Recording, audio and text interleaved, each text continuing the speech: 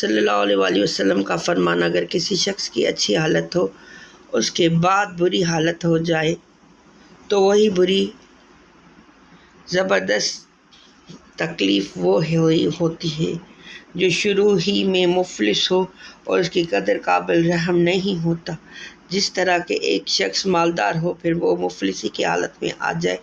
جو شخص پہلے عزت دار تھا وہ ذلیل ہو گیا، اور عالم جو جاہلوں میں پھنس گیا وہ بہت زیادہ قابل رحم ہوتا ہے۔ ایسے تینوں شخص ہی برے قابل رحم ہوتے ہیں، کیونکہ عزت کے بعد ذلت ہونے کی وجہ سے وہی تکلیفیں ہوتی ہے، اور جو بدن کا عضو اگر کٹ جائے تو بہت تکلیف ہوتی ہے، اور اگر یکساں کے بعد ایک چیز کا مزہ چکھ لیا جائے تو پھر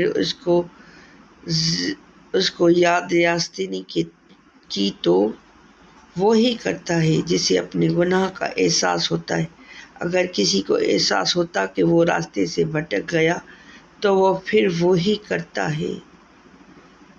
ضرورتوں کو پورا کرنا۔ اللہ کے ایک بڑے بزرگ تھے جو لوگوں کے پاس آتے اور وہ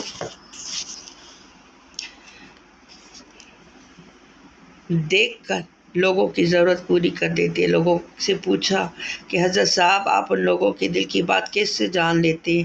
اسے نیک بزرگ نے جواب دیا کہ ہم لوگوں کا دل جنت کی طرح احتیاط سے خالی ہے، اس میں سوائے عشق الہی کے اور کچھ نہیں۔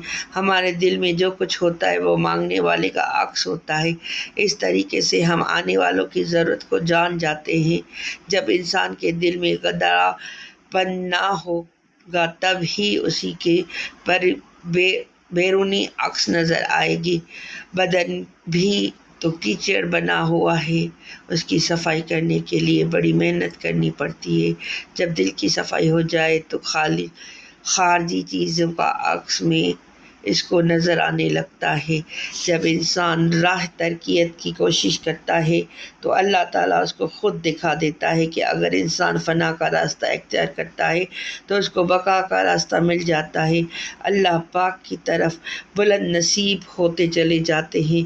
اگر انسان انجان بھلائی پر یقین ہو تو اس کے لیے مقصود کے لیے تکلیف آسان ہو جاتی ہے۔ انسان اپنی غفلت کی وجہ سے حقیر دانی حاصل کرنے میں لگا رہتا ہے، اعلیٰ مقصد کو چھوڑ دیتا ہے، اور انسان اسباب کو ہی سب کچھ سمجھ لیتا ہے مگر